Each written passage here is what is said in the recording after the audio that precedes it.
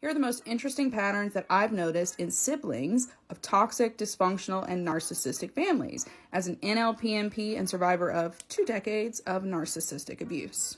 Let's do it. At number 1, golden children love a label.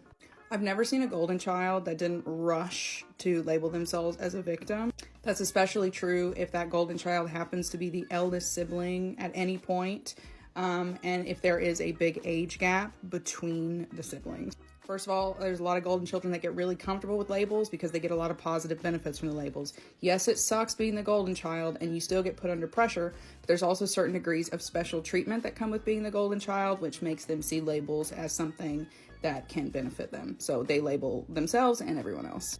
Golden children are more likely to label themselves as victims if there is, as I said, a big age gap between them and their siblings, because most of them walk around looking at the age-appropriate attention and affection that their siblings are getting as a threat to them. And number 2, black sheep, scapegoats, and some forgotten children hate a label.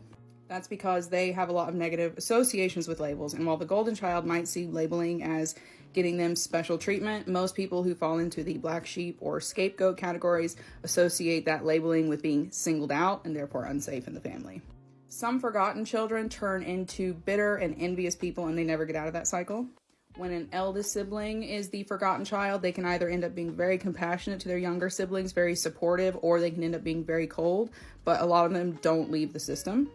When it is a younger sibling who is the forgotten child, it's a bit of a coin toss. Some of them will fly the nest and then just leave everybody to kind of wallow in the nastiness and do their own thing.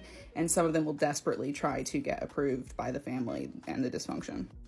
Number 4, this one's going to hurt your feelings, and I really don't care. All scapegoats think that they are the truth teller and the cycle breaker, but the truth is that most scapegoats are simply people pleasers with no ability to enforce their boundaries, and they are the emotionally weakest in the family, therefore the easiest to target because they'll just take it. A scapegoat might be more likely to break the cycle, but not unless they develop extreme self-awareness and a willingness to basically cut ties with their family.